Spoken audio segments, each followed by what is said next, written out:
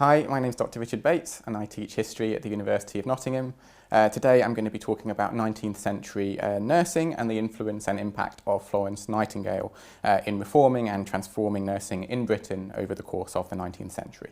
So Florence Nightingale is by some distance the most famous nurse in history. She's the only nurse that most people in Britain could probably name and the only figure who would really merit the title of nursing celebrity, at least in British history. And that's a status that she held in her own lifetime and has maintained ever since.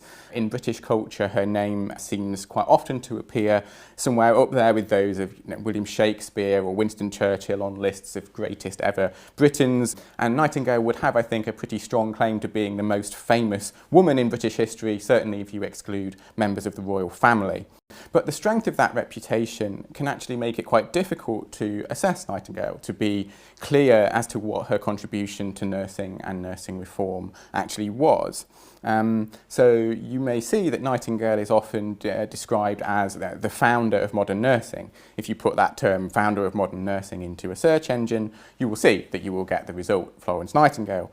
But what does that actually mean in practice? And is it, in fact, an accurate description? And these are the kinds of questions that I want us to think about over the course of this lecture. So, as is well known, Nightingale came to prominence when she led a group of female nurses, an initial group of 38 nurses, on a special government mission to tend to the sick and wounded soldiers of the British Army fighting against the Russian Empire in the Crimean War between 1854 and 1856. Now, that nursing mission of Nightingale's was a very striking thing at the time, partly because the British Army in 1854 didn't have any female nurses before that, but also because public opinion in the weeks leading up to it had become very concerned with the dire state of the health of the soldiers, of the wounded soldiers in the British Army's hospitals, and the fact that no one seemed to be doing anything to help them.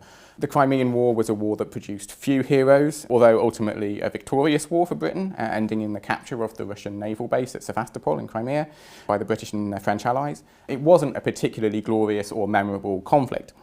Rather, it all too often exposed the quite shambolic nature of the British Army's organisation and hierarchy, epitomised maybe in the miscommunication that led to the deaths of British cavalry in the charge of the Light Brigade.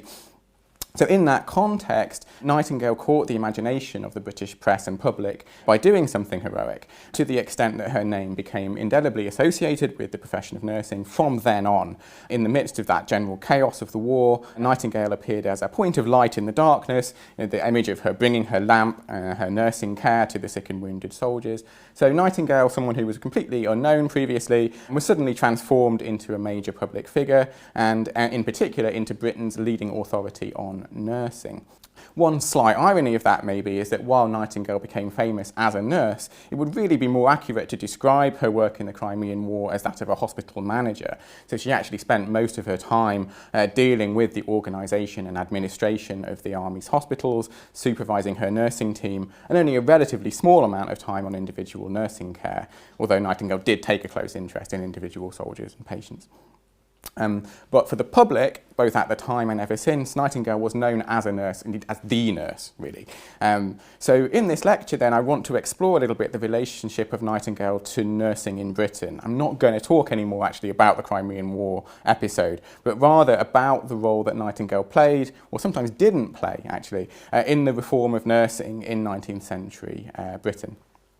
So we have this idea then of Nightingale as a nursing celebrity, and I emphasise that not only because I think Nightingale forms quite an interesting case study in the history of celebrity. The processes by which people become celebrities are quite interesting, I think, but also because the thing with celebrities is that they're great at drawing attention to causes, but sometimes the pull of their personal magnetism is so great that it can actually have a bit of a distorting effect and obscure the more complicated realities of the issue that they're associated with. Nightingale was such a big star in nursing terms that when we're thinking about the history of nursing, it's easy, maybe too easy, to focus on her at the expense of other things that were going on. Nightingale's name and legacy remain very important in contemporary British nursing, for example through the actions of the nursing charity, the Florence Nightingale Foundation, which holds an annual Florence Nightingale commemorative service in Westminster Abbey featuring a lamp being handed over ceremonially from one nurse to another. So I'm not suggesting that Nightingale didn't have a significant impact, She certainly did. She was a forceful personality who captured the public imagination and acted as a strong and consistent voice for reform. The celebrity and respect that she gained from the Crimean War put her in a very strong position to influence public policy, whether concerning nursing or other related issues such as public health and hospital design.